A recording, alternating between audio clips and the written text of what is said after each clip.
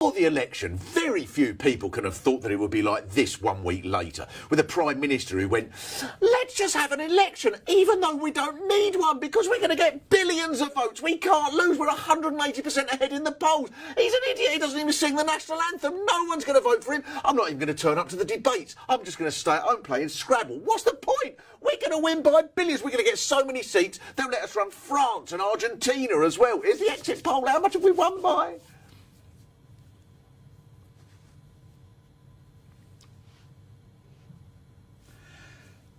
Hello there, Mrs. May. Is there anything I can do to help you at all? Now, before the election in 2015, every single Conservative newspaper and politician was screaming every day, Labour have got an evil plan to try and form a government with the Scottish National Party, talking to other parties so they can get their hands on power. And if that happens, Alex Salmond will be able to billet his pandas in your kitchen and we'll have to drain their locks onto the M1, so the only way to get to Luton will be by submarine. And we'll have to hand some of our sunlight over to them so that Bournemouth doesn't get any more sunshine than Dundee. Now we realise why they were so upset, because if you don't have enough seats to form a government, what you're meant to do is form an agreement with the Democratic Unionist Party. Now, unlike the SNP, who emit extremist policies such as scrapping tuition fees and installing a new one-way system in Falkirk, the DUP have got just moderate proposals, such as strolling through built-up Catholic areas, singing jolly songs about the day in 1682 that every local Catholic was fed to a tiger. And they've embraced inclusiveness in recent times, reaching out to a diverse group of white Presbyterian fundamentalists.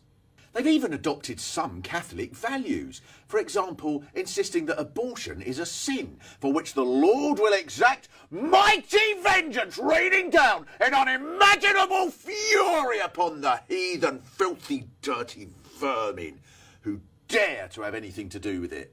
They won't even offer forgiveness if you confess it, which shows what efforts they've gone to be even more crackpot than the Vatican on the issue. Most Conservatives are suggesting that the DUP's influence on the government will be minimal, but one way they've had an effect already is that Theresa May, if you notice now, often refers to the Conservative and Unionist Party, which she didn't very much before. By next week she'll be saying, our team in the Brexit negotiations is strong and stable, especially your wee man David Davis, so he is.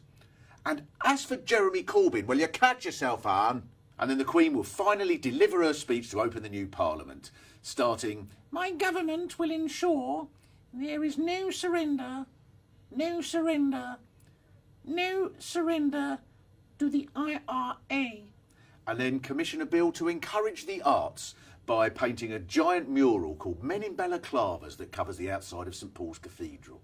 Now, one impressive side to the Democratic Unionist Party is they don't just restrict themselves to Northern Ireland matters, they have a wide range of interests. For example, Edwin Poots, the Environment Minister for the Democratic Unionist Party in the Stormont Parliament, objected to the sign at the Giant's Causeway because it suggested that it had come about as a result of geological rock formations over 60 million years. And that was nonsense, he said, because the Earth was only 6,000 years old, as stated in the Bible. So the Queen's speech might include a bill to remove the dinosaur skeletons from the Natural History Museum, as dinosaurs didn't exist anyway, and they'll be replaced by a lovely display of flutes. Even the procession before the Queen's speech will be much more colourful than normal, as the equerries will abandon their boring red tunic and wear a bright orange sash.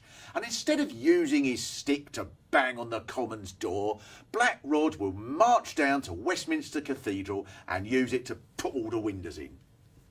Even so, the new government is a delight, because normally governments take about 3 years to start fraying, and even then over predictable issues such as Europe. But this one can fall apart at any minute in 100 different ways, and will probably collapse after an argument between Liam Fox and Kenneth Clarke about how many raisins to put in a scone. The Conservatives have no idea how they got in this mess, and even less of an idea how to get out of it, which guarantees all sorts of entertainment. Now, strangely, I was on the radio on Sunday with Ian Duncan Smith, and he delivered this 3-minute speech about how essential it was that all Conservatives maintain unity in these difficult times. And then the presenter said, well, what about Nicky Morgan, the ex-education secretary? I mean, she's just called for a leadership election. And Ian Duncan Smith said, well, yeah, that's typical of her. She's always doing things like that, isn't she? And then they played in an interview of Michael Heseltine, and Ian Duncan Smith spent the whole time muttering through it, going, the man's a fool. I don't know why they interview him. He's a fool. He's an idiot, you know. Fool. Utter fool. So the unity they seem to be after is one in which all Conservatives jointly agree that they should all blame everybody else for being the steaming bunch of twats who ruined everything. And I'd give it about a month before the DUP go, we can't stand Kailash and with these. They're an irrational bunch of extremists.